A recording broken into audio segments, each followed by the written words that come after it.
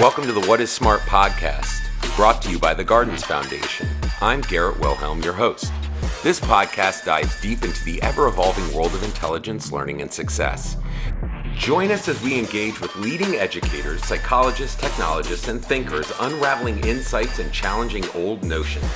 What is Smart? Your guide to understanding intelligence in the 21st century. Let's embark on this journey of discovery together. What's going on, everybody? My name is Garrett Wilhelm, and welcome to the What is Smart podcast, brought to you by the Gardens Foundation. Check this shirt out. If you need this shirt, want this shirt, this beautiful sweatshirt, well made, go to our website, www.thegardensfoundation.org. Pick it up. All proceeds go to our initial project, Global Pathways. Today, we have an amazing guest, my friends. We've already had an awesome conversation. We already determined that we're aligned in a million different ways. We have today the CEO of the Teach Better team. His name is Chad Ostrowski. Chad, say hi to the What is Smart audience. Hi, hope everyone's having an amazing time. I'm excited to be here and have this awesome discussion. Yeah, so thank you so much. Chad started his career in education when he was chosen as one of the only 50 individuals in Ohio to be granted the Woodrow Wilson Teaching Fellowship. Through this fellowship, he received his master's in science education and gained intensive training and expertise in STEM education, problem-based learning, inquiry-based instruction, as well as other cutting-edge educational methods. As CEO and co-founder of the Teach Better team, he has shared and continues to share his knowledge and expertise in mastery learning and instructional innovation through workshops, speaking engagements, and professional development for schools, districts, and organizations across the country with the goal of helping all teachers and students thrive. He is the creator of the GRID method.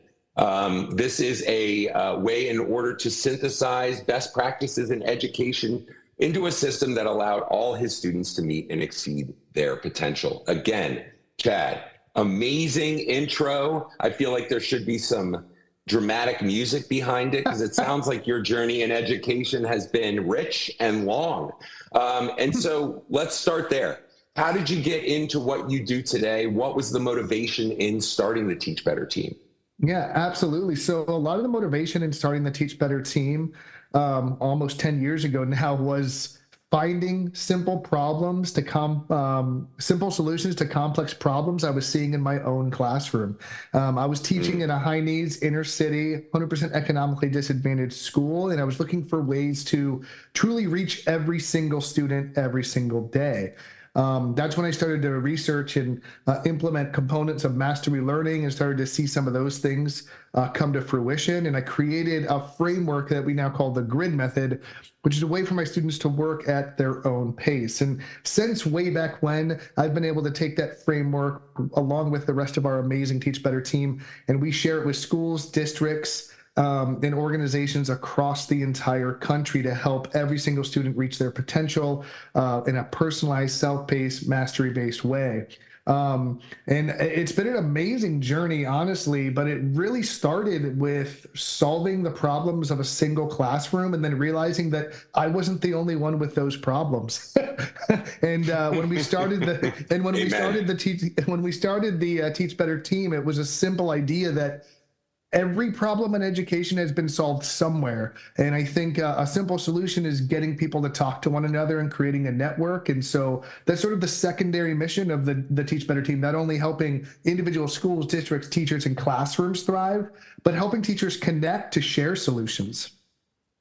Amen. And I think one of the things that I thought about as you were talking, and what an awesome kind of way for things to start, because as we talk about future learning, as we talk about what learning looks like in 20 years, some of the conversations we've had have been really enlightening to the fact that whatever we're doing at a policy level, whatever we're doing at a kind of macro level, it all comes back to that teacher still, as much as we like to complain, has agency to drive really meaningful learning in the classroom. So to start at the micro and go macro is just such a transformative way in which to attack making sure that teachers are organized and intentional in their instruction with learners. And so that being said, regarding the grid method, can you explain a bit of its core principles and how it fosters kind of a more inclusive definition of SMART relating to our class or our podcast, in the saying of, we have to really think about what SMART is for the future? Yeah, absolutely. I think a lot of students get left behind by traditional teaching methods where it's a sink or swim methodology, where if you remember what I told you 2 days from now, you're good. And if you don't, sorry, we're going to move on anyway. I often liken it to the idea of when children learn how to walk, they get up, they stumble, they fall. We don't go up to a 12-month-old and go, take your walking test. And if they fail, we go, sorry, you don't get to walk. We're going to teach you how to potty train now. Yeah. That doesn't happen in any other field. In the one field that's supposed to be educating children, it's exactly what happens. You're in this grade, you're at this level, you either know this thing or you don't, and we're going to move on with or without you. And I think that traditional structure of education, that sink or swim model, that teacher-centric, school-centric view of instruction, I think has hurt a lot of individuals. So I couldn't fix the whole system. I know the Garden Foundations and the like are trying to do that, move those big rocks, so to speak. Yes. But I was looking as a teacher to solve those problems in the space of the four walls of my classroom. And in order to do that, it was really about removing as many barriers as possible to access the individual genius of every student. So if you think about IEPs or intervention plans for students that of the highest need, the number one differentiating factor is pace. It's the number one thing, right? You could look at any IEP for any student in the entire country, and I've seen like a lot of them. And the number one accommodation provided for our highest needs students is extended time. And if you're a teacher or an administrator listening to this, you inherently know that the first thing we do is give students extended time to wrestle with and have that productive struggle. On the other side, we have gifted learners who are stagnating through the current educational system. Those students on their written education plans or gifted intervention plans are being told to work quicker or being allowed to work quicker. So the only real thing that the grid method does, in my opinion, is it provides PACE as a tier 1 intervention for all students in core instruction. So instead of just going, the top 10% get pacing interventions and the bottom 10% get pacing interventions, we can all get pacing interventions. And magical things start to happen when you remove pacing as a barrier, because now the student who just learns a bit slower can think at a higher level because they were given more time to do so. And so if you want to come back to the question, how does this impact what makes smart? I think we're leaving a lot of quote unquote smarts uncovered in the traditional system, where we're burying it in the game of school that these kids are trying to play or that they've been failing at in an endless cycle for years. So what we try to do is open teachers up to the idea that kids can work and learn at their own pace. They can have ownership of learning and the accountability for that learning. In the framework we use to do that, we call the grid method. But at its core, it's really about student agency, student ownership, and providing the space and pace for students to thrive for every student every day, not just because they have a piece of paper that says so. Oh, goodness gracious. Can we clip that ultimately forever and put that out into the world? Because that is the message we preach, obviously, not only at the What is Smart podcast, but in the Gardens Foundation, really attempting to capture those moments, right? In a lot of my schools at Creative Gardens, we have the saying, the world needs who you were made to be. And we feel that is fundamentally important to the future because, again, we don't need someone who knows Virginia's state bird memorized. We have technology, right? Yeah. Like we have way better than Star Trek technology. And as such, we have to really think about not only, where we're at currently because we're not there yet in our schooling system, but ultimately how fast technology is iterating these days, we have to really be thinking about unlocking a lot of those hidden moments. And you said the best thing, which is buried moments. Because a lot of times kids, like me who went through school, I'm really the only experience I can truly relate to. No one made that connection. And so as such, the world of possibilities became really closed in and dark. Not to say that I wasn't smart, more so that the scaffolding of the education all the way up started at this top-down, teacher-led, ego-driven educational approach. And so imagine, right, if that started at the core, even early childhood level, where we're really looking at, I love that you called out pacing, because the process of a lot of public schools just to get a separated pacing is unreal, when it should be, hey, I need an extra 20 minutes. Is that cool? You're ignoring the one variable that matters most, which is the learner. Yeah. You're literally, if you're going, we need to cover fractions on Tuesday and we're moving on to decimals on Wednesday, regardless of if you know it or not, right? We are making an instructional choice that is just a fallacy in best practice, right? So what we're saying is we either know that the student doesn't understand and we're forcing them to move ahead anyway, or we are saying the work that we did yesterday wasn't actually important into your progression of learning. So like one of those things is true, and neither of them is a valid reason to move instruction forward if the student's level of mastery isn't ready to do so. And that's what I call instructional malpractice. It's when we know better and choose not to do better. So like instructional malpractice is something that happens more in education than any other field. If I'm a heart surgeon and I'm using 1800 surgical procedures, I'm going to get fired and lose my license. Yet we have teachers in classrooms and schools and educational organizations using century-old instructional pedagogies that have been proven to be ineffective with no fallback or negative impacts because it's the status quo. And I think we need to look at that. What are we valuing in our school system? And does it replicate what we want to see in our learners? Because if you talk to any teacher, they go, I wish students had a passion for learning. And I agree with that. I wish students were motivated. I agree with that. That would be amazing. But are we creating environments to foster those things? Or are we creating a system that squashes them and then we complain that they're not there? And God, and absolutely, I firmly believe that children, humans in general, are born with an intrinsic motivation to learn, right? We have this 100%. Ability. Yeah. We're going to learn regardless of the environment. And it's so ironic that, even through early childhood, most kids go through decent programming, even kids in inner cities, things like that. The programming's relatively decent because there are regulations and standards and things. And of course, the subject matter isn't so complicated in instruction. It's more teaching those things we should be teaching later on in schools.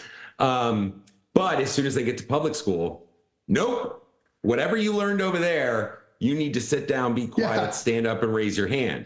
And I'll never forget, Chad, because my experience is a lot in early learning, I like to keep a pulse on public school systems, what's going on in the classrooms. I come from that progressive Montessori background, so I'm already out there. Coming in to kind of see what's going on, I went to a conference in Virginia for kindergarten, sponsored by the state, and you have all these school systems there and all these great people in public.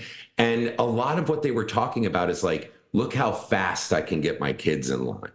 Look at how quickly I can get my kids to be quiet. Compliance. And I'm like, yeah. And I immediately go to a word or a statement that you put so well that I didn't have at the time, which is educational malpractice. And one of the things I love about Chad, guys, and what he's doing is he's not just saying, here's what's the problem with the system, a lot of what we say. He's also saying, teachers, be accountable. This is a job where you have to take it seriously. And we talk about that a lot in my leadership of, hey, like, this is a hard job. Let's not paint the picture of, it's going to be an easy breeze. And if you get fired from said industry, you can walk right into a classroom and start being successful as a teacher. No, the teacher's job is so multifaceted nowadays, especially, that it's hard. And I love the take you have, Chad, which is like, yeah, it's hard. Let's do it. Like, just even saying teach better in your brand. It's like, come on. Yeah. Well, and the mindset of better is one of the pillars of our philosophy of like, you don't have to fix all this as an educator overnight. No educator can, but if you stop pursuing improvement and becoming better, you will stagnate and you will falter. Like the minute we decide to stop trying to be a little bit better, 1% or whatever it is every single day, is the minute we start losing the battle, right? So whether you just had your best day as a teacher or your worst day as a teacher, and there are going to be days where doing just as good as you did the day before is your better, right? I want to be super clear about that, right? Like Superman can't be Superman without Clark Kent. So teachers have to take care of Clark Kent before they can be Superman. Or Bruce Wayne and Batman, depending on who you're a fan of. You know, Peter Parker, well, Spider-Man. And if you want to go to Marvel Universe, yeah. I got you. All good. Like we have really to take care of. We have to take care of ourselves too. So I'm not saying we need to burn ourselves out and just like throw ourselves into the flame and hope it works out. What I'm saying is we can make incremental improvements to our practice every single day, whether that's having a couple high fives in the hallway to make your kids' lives better with that SEL emotional support, or whether that's forgetting that bad meeting you had in the morning and putting a smile on for period one because they don't care how your day was before they walked into your classroom. Or is it, I'm going to assess a little better so I know where my kids are at, or progress monitor, or let them work through this project at their own pace, or give them some more creative outlets. I don't care what the steps you're taking, but if we continuously improve ourselves with that better mindset, we're going to be better off for it. And more importantly, our students will too. And I think, the question I kind of wonder is, I think what deters that in a lot of teaching environments is those invisible wins, is how do you recognize, how do you get that little dopamine hit of like, hey, you're doing a really great job. Yeah. When you have, and that doesn't happen really a ton in public school systems. It doesn't happen in a lot of businesses either. So, and you've spent a lot of time doing professional development, creating professional development programming. How do you teach educators or even suggest educators look for those wins, get those, little hits, if you will, of hey, keep going? I think you're nailing this on the head, actually. I think education's a very self-deprecating industry. I don't think comedy. It really, like teachers are the only subset of the professional population. When they're at a 99% production rate, they worry about the 1% that they're crying about in the parking lot after school, right? Like we are it's not the 99% that we were, it's the 1% that we stay awake worrying about at night or in the parking lot after school. And like there are very few industries that have that same dynamic, right? Most industries would be happy with, 99.5% success or even 80 or 90% success or whatever it is, if you're doing in sales or something like that. But teachers, it's every kid every day. Like no teacher wakes up and goes, I hope I can reach 50% of my students today in my classroom. But that's just not, it's 100% every day. It doesn't mean it happens, but that's where our heads go. So oftentimes, to your point, when I'm coaching teachers and training teachers, it's about finding wins, but also helping uncover those wins. For example, if I only measure a student against the standard that I'm teaching versus a progression within the standard that I'm teaching, regardless of if the standard should be what it is or not, that's still their job. Fair enough. But I just wanted to add that little asterisk there.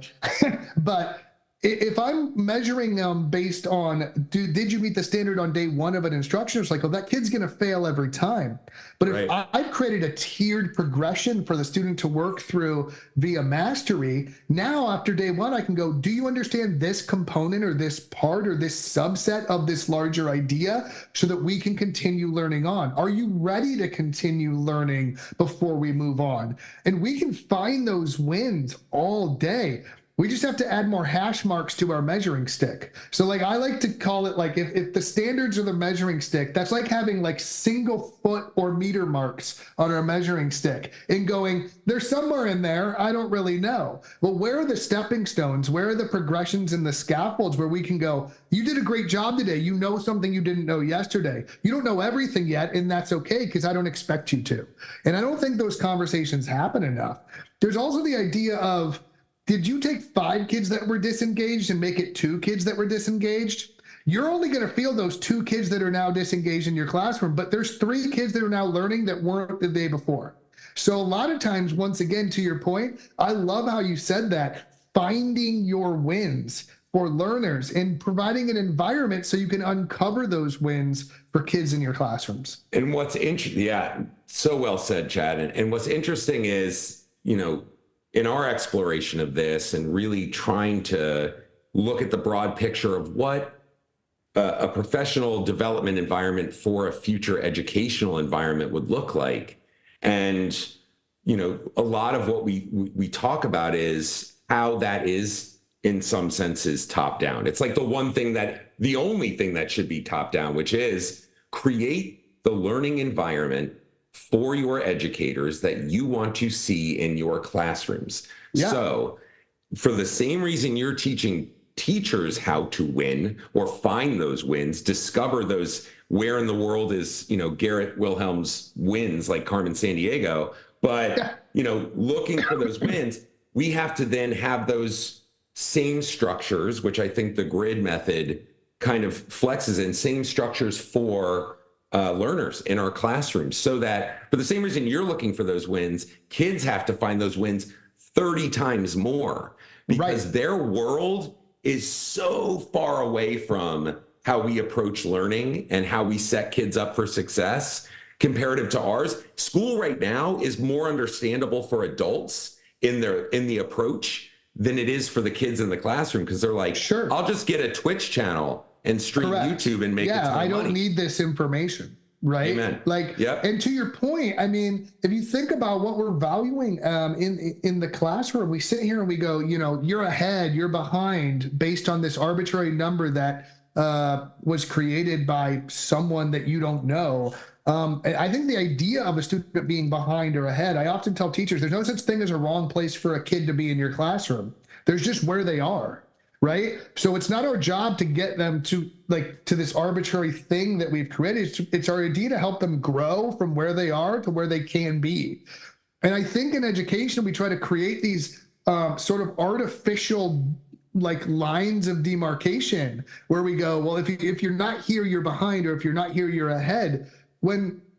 I have to believe that every kid's doing the best they can with what they have. And at the foundation, right? Yeah. And as such, some, you don't know the lives of these kids at home a lot of times. The lives of how they show up at school. And a lot of times, that plays a significant factor into your problem child in the classroom. If there was as much time spent on compassion and empathy as there was on something like making sure that the kid had the study guide so that he could literally go, okay, da-da-da-da-da, okay, da-da-da-da, and memorize and spit out and regurgitate. Imagine that. And what's interesting is, the work that I did with Alt School, what we found was learners in general, on an average, as a typical thing, are sometimes 2 years apart in competency in certain subject areas, for the better and for the worse in some senses. But at least there's an understanding of, the data doesn't lie. It shows that, hey, this kiddo really thrives in this area. And if you give them the ability, the agency, and the overall possibility to just go, it would be amazing to see what those results would be at scale across, even the United States. And to your point, something as simple as saying, you're working ahead in math, but you need more work, and you're working quote unquote behind in reading. I think even once again, you're finding wins for kids. Not everyone develops in all these areas at the same time, and they don't connect those dots in the same way. That's where, to me, pace is such a crazy, powerful kind of thing that we can click over and turn on, where we can go, listen, we can't control all of these variables, but what we can control is like, if we widen the space a kid has to find themselves in the process, like a lot of things start to happen. So like our tier, because PACE usually isn't implemented until like tier 2 of RTI or MTSS or whatever you're talking about. That's right. So why don't we put it in the core design of the classroom so that now we don't need to worry about adding it because it's already in the baked into the cake. So if it's already part of the process, now I can get to lack of reading fluency, lack of number sense. I can get to things like I'm reading at a 2nd grade level in a 7th grade classroom,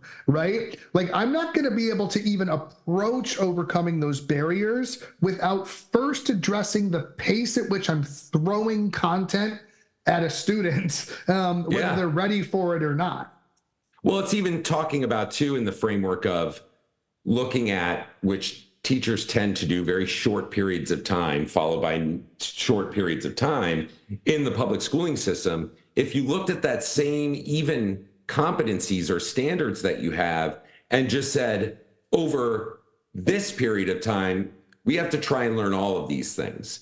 Let's organize it in a way that works for you and move forward. You know what I mean? And that's a ton of work we do, is like even like prioritizing standards, unpacking those standards, finding out like by the end of 3rd grade, like what are the highest value outcomes we want to see, and being able to create those progressions where we can say, look, here's how a student will ideally progress through this learning. They may start at different points, but here's where they need to get to. Here's an extension. That's essentially what we would do with our mastery grids, is we'll break down a unit or a learning cycle or group of outcome standards or objectives or competencies, and we'll say, by the end of this learning cycle, you'll be able to do X, Y, and Z at these cognitive levels using depth of knowledge. So we can say, look, if you're taking advantage of all that's available to you inside the classroom, you can progress at your own pace through and up to the level of competency you need to at this current stage in your learning. But if you're able to, you can work ahead of that. And if you need to, you can take more time than your peers, because now there's a way to facilitate it. I think oftentimes we create systems that value things that we don't want to value. Like if you think about like compliance-based school, like, did you turn this in on time? Do you understand this on Tuesday? Like that fundamentally fights against the value of knowledge and mastery and competence in any subject area, because the value of that knowledge doesn't change from Monday to Wednesday. The value of knowing how to do like I have this argument, right? Like the value of knowledge is consistent across time. So me understanding how to do double-digit addition as an elementary school student does not decrease in value later in the year. If I know it, I know it, and the inherent value of that knowledge is constant. The only time it devalues in the mind of our current school system is when it doesn't fit the schedule that we imposed on it, right? But that was a decision that we made as a school or as an organization or as a grade level team or whatever, and they said, nope, adding double-digit numbers has no value after March 14th. You know, that's ridiculous if you just look at it on its face. Well, I think too, there's two things. One is it's the proverbial example of the education school system doing the artwork of the kid in the preschool class and presenting it to the parent going, look what your kid did. Right. You know what I mean? It's like, everyone makes the paper mache owl the exact same way. Exactly. And which is not creative at all in a subject that's supposed to value creativity. Right. And parents, they're so conditioned. It's, oh, wow, that's phenomenal. But there's always this sense of mistrust of like, well, that you just did that. Why are we like, there's always that back feeling of a parent like, yeah, I'm going to put this on the fridge, but come on, that's ridiculous. The other thing is that students, especially as kids get older, you know, making this correlation that I thought of as you were as you were talking, is like you can get more meaningful, useful stats on an avatar character in a video game that update in real time than you can on something that affects every aspect of your life moving forward, and how, fulfilled your life will be, or how hard you work. It's super interesting to me that we can do all of this within virtual realms, right? But it's such a heavy lift for the kind of systematic structure that we have because as we've talked about offline, if you will, we're really online, but off podcast, is fair enough. It's not necessarily that we're not innovating. Innovation's happening all the time. We're just pinging it against the wall of the Rockefeller designed school system that continues to just hammer created away. For the Industrial Revolution. Yeah. That's right. And so thinking about, that's what we're doing at the Gardens Foundation, is thinking about, what is the new profile? How do we even quantify these things that we're talking about, the high fives in the hallway, the kid that, wasn't a very hardworking kiddo on things that he loved. And so we guide and mentor and coach him to be, to have more grit. And then we document that process to show it. That all takes a rethinking, a relearning. So I was just going to say, do you see that shift? Are you optimistic about that shift? Where do you sit in that shift? Do you think we still have years to go, or do you think it's happening now? I think it's happening in classrooms almost everywhere I can think of, but the work in a classroom can only go so far to change the system within that the classroom resides in, if that makes sense. So totally. I see amazing educators almost every single day, either in person or virtually, or inside our Teach Better network, or our amazing ambassador groups. Like, these people are doing amazing work with mastery, self-paced learning, PBL, innovative instruction, but they still have to follow the playbook that was given to them by the organizations in which they reside. So to me, I think you talked about, the Gardens Foundation's working from the macro to micro. I feel like we oftentimes are working from micro to macro. The answer's in the middle, right? Absolutely. Because if you just change one of those sides, it eventually hits a wall. That's right. Yeah. Right? Like if you change the standards that are taught in schools and what schools value, but you don't give teachers the support in how to change their own biases and instruction to meet those new standards. We see this when we work with schools on standards-based grading all the time, and mastery-based and competency-based feedback that's not based on scores and points, but actual feedback of learning, right? Teachers will often go, "Oh, give me my new grade book. Give me my new point scale." And I go, "Whoa, hold on. Are you mastery based in your practice first before we give you a new measuring stick to measure against that?" And they go, "Well, aren't you going to fix my report card?" I go, "Yeah, but I have to fix your practice around feedback and grading and communication first before I give you a new tool that you have no idea how to use. Because I can give you a new measuring stick, but if you're still putting worksheet 4 and 7 and quiz 3 into the grade book, it's not going to do you any good, because the practices going into the feedback and scoring for the student are irrelevant, right? They're not good enough to support the tool as it is." So I think a lot of times those are the things that I see. I see flashes of the solutions and the promise of what education can be almost every single day. And those are the wins that I find, to go back to our conversation. And I think they're probably the wins that you find as well, right? When Absolutely. You go, yes, this is what it can be, right? But we are also working against 100 years of instructional bias, where every teacher in the system went through the system that was also biased. And so they've done research on this, where there's an intrinsic bias towards, it didn't hurt me, so what harm can it do? Right? That's exactly right. Yeah. And I think we need to go, well, just because it didn't hurt you doesn't mean it was best practice. Right? Just because it did no harm doesn't mean it was the best solution. So a lot of times I coach and support teachers with with questions about, does this make sense if I put it into a different context, right?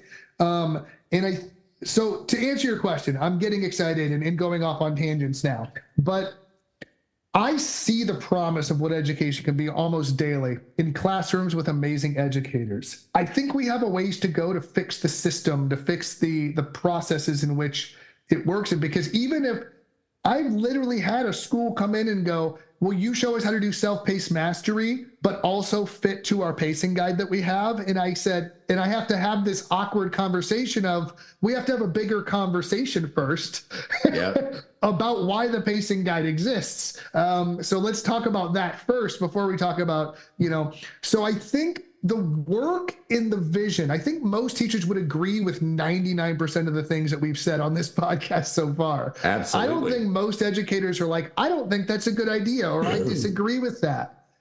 But I also think there's a middle ground where they see the ideas, they agree with them, but the stepping stones to get there don't exist. And that's oftentimes when I feel like our organization and Teach Better team can come in and go, well, here are the steps you can take. Small steps, small wins you can take and create to get to this promise that you agree with, but don't know how to make a reality. Oh gosh. And even thinking like, it's like juxtaposed. It's like you were saying, is if we're working and pinging against these standards, but we're adapting those standards and then working and pinging against the system's going to win every time. One of those things has been there 100 years, like you said. Yeah.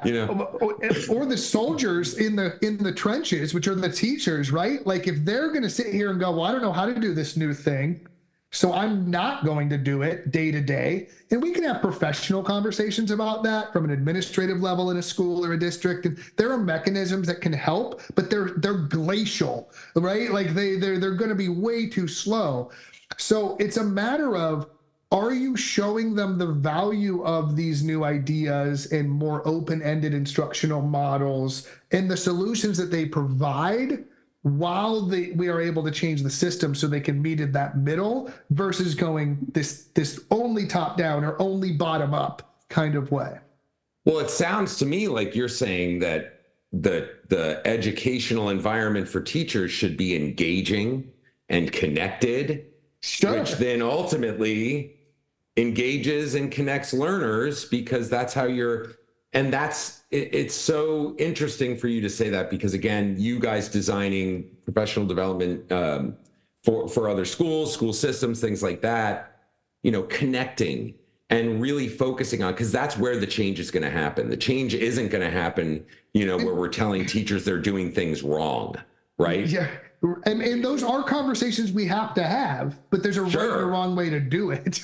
That's exactly right. And I've spoken with some of the smartest superintendents and curriculum directors I've ever met, right? These are people I look up to. But even some of them, I'll go, we're about to do this PD. Does everyone need the same PD right now? Because we talk about differentiating instruction all the time. But do you have a 3-year multi-tiered approach to get your teachers from where they are to where you want them to be? Are you creating a pilot group so other teachers can see what your vision of instruction is supposed to look like? So like whether it's an individual workshop or long-term shifts and change.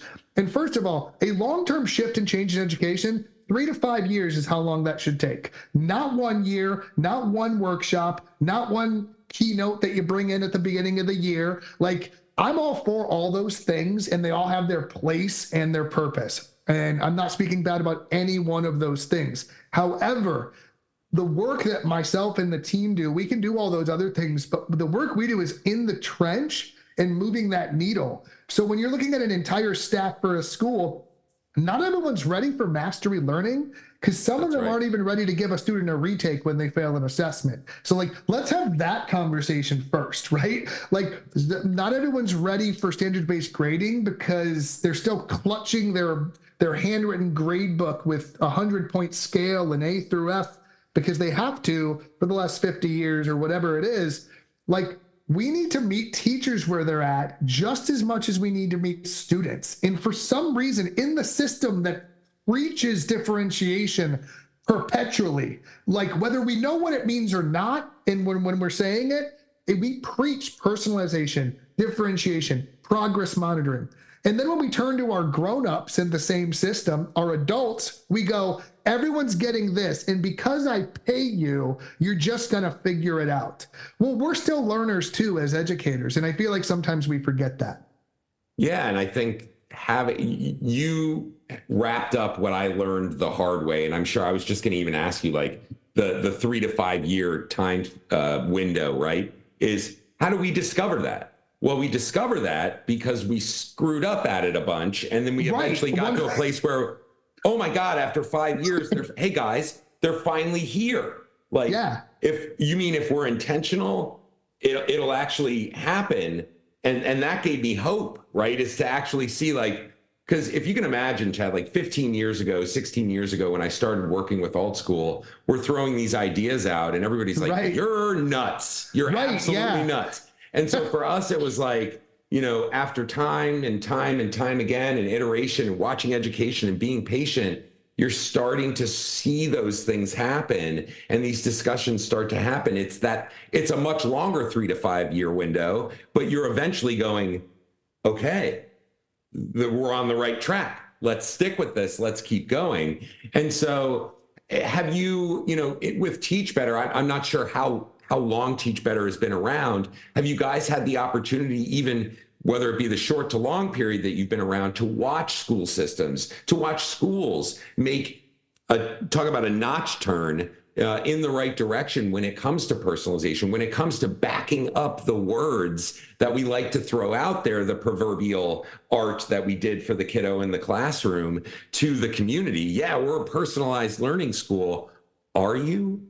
Like, because again, starting from that, really a teacher understanding that. We've even worked with competency and mastery-based schools to amplify the work they were already doing. So, like, I think that's a good example of, we're a mastery-based school that is using this, they were focused on the grid method to enhance their already existing mastery-based practices. So even in, like, and I think we love labels in this country. It's like our favorite thing. So we like saying a school is a STEM school, a school is a PBL school, a school is a mastery-based, competency-based school. But oftentimes we say those things, we put those titles on buildings, and what it amounts to is there's a 3D printing lab and some Legos over there, so now we're a STEM program. We're at another school that's not labeled a STEM school. They have an integrated STEM program with engineering classes that's going on without that title. And so to me, we do see those notches where it's, what is your goal from an instructional standpoint, and how can we help you get there?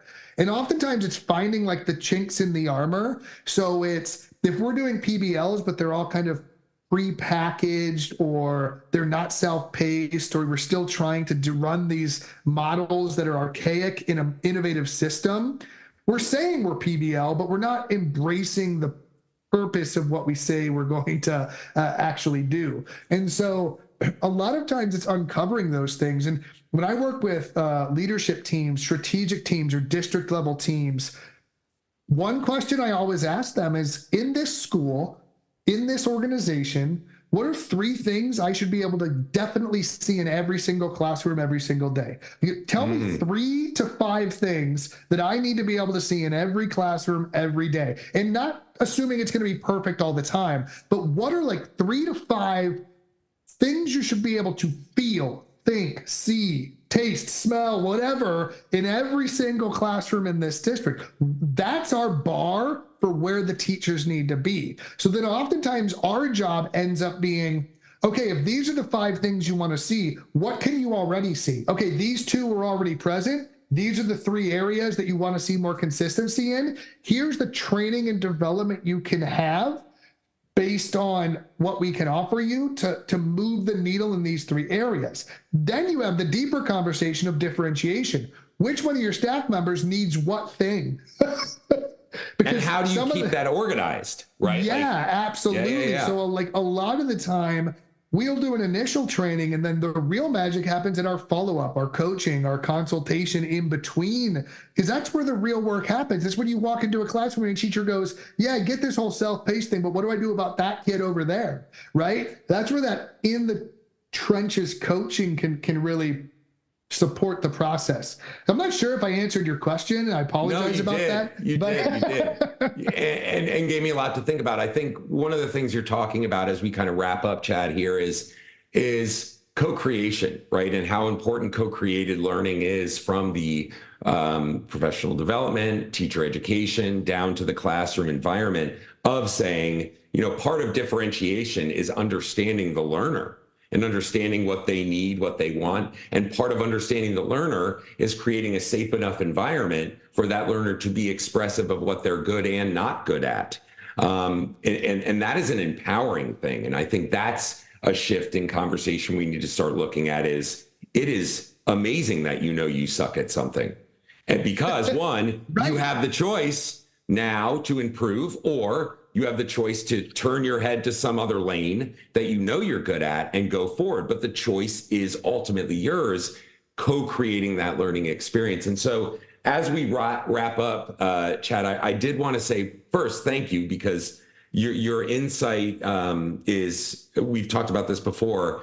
I think Chad very much gets the macro to the micro of starting in the classroom, of building Teach Better, and then offering this network of educators to other educators, which we know makes better educators in general, as well as doing the hard work in the trenches, like you said, of really working with schools so that teachers walk away going, not like, what's this new tool, but the why of we're introducing this tool. So all of that being said, all of this innovative practice, all of this trial and error, we ask you the title question, the big question that we ask everybody. To you, Chad, what is SMART? I think SMART's something that gets mislabeled a lot. And to me, what is SMART? The best way I can answer that question is it's not what you know, it's not the information you have, but how you're able to utilize it, how you're able to synthesize it, how you're able to apply it. And to me, how smart someone is not how much they've memorized or what they have stored. It's what they can do with what they're given and how they can use that. And I had a principal at one time tell me, it's our responsibility as educators to find the genius in every student.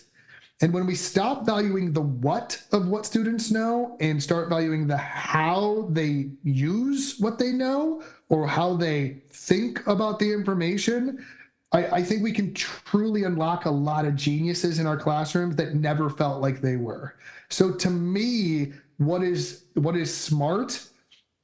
Being smart is being able to use and take information and then apply, synthesize, and do things with it.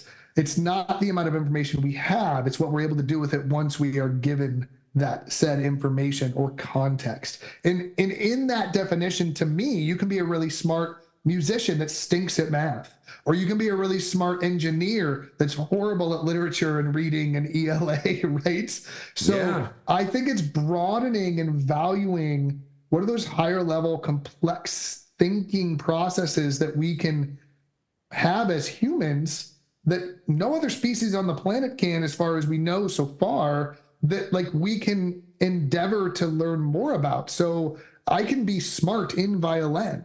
Like I can be smart in so many different areas. And I think the idea that we've whittled down the term smart to how much do you know about these three things, or what is this box that you need to fit into, is a huge disservice. Because I think the reality is when we can make kids feel what we call smart, they're gonna do better overall, whether we know it or like whether we want them to or not. Like they're gonna do better regardless when they find those wins. And I think the only way to find those wins is to value true intelligence and being smart in that context of, I love the way you got that math problem wrong is way more powerful than you got the answer everybody else did. And I think that synthesizes a lot of what I'm trying to say. I think we need to value the processes and the thinking students do and their ability to process information rather than simply if they did the same thing everyone else did. So that's amazing. My very extended definition of smart. And it's a great one, and it's a great perspective to have. And as you were saying that, on my wallpaper on my computer is a picture of a classroom that Dr. Damian Bevel sent to me that said, "My favorite failures." And the students actually documented their failures and presented them, as a portfolio, if you will. I love that. Well, because it does exactly what you're saying, which is let's celebrate the process. Even someone feeling smart is rooted in the application of their knowledge. They can't feel that way without applying it and getting feedback from that application. So, no, this has been fantastic, Chad. And trust me, there's going to be many more opportunities in the future as we hold summits, and as we work together, hopefully in a lot of facets on really solving this big problem of doing the work, a mile 0.5 of the marathon, to actually, change how it looks and feels for learners on the ground. So Chad, tell everybody on the What is Smart podcast, the audience here, how they can find you on the interwebs, and tell school systems and teachers where they can find you to get great professional development like we've talked about today. Professional development, in my opinion, that actually cares. Yeah, I appreciate that. So easiest way is teachbetter.com. That's our main website. You can get to our training pages, all our resources from there. On social media, it's at TeachBetterTeam, or you can follow me at Chad Ostrowski on any of your favorite platforms, if I'm on them there. So that's the easiest, pretty simple, but teachbetter.com, and then you can navigate through our, I think, pretty well-designed website to find whatever you need. Oh, awesome. And I'm sure everybody, please go check out the website. Go check out Chad and the work he's doing with his team. We've connected. We have people out there trying to find amazing people just like Chad. So thankful that the What is Smart podcast found you. And we really appreciate your time. From the Gardens Foundation and from What is Smart, we thank everyone for listening, and we'll see you on the next episode. Bye, everyone.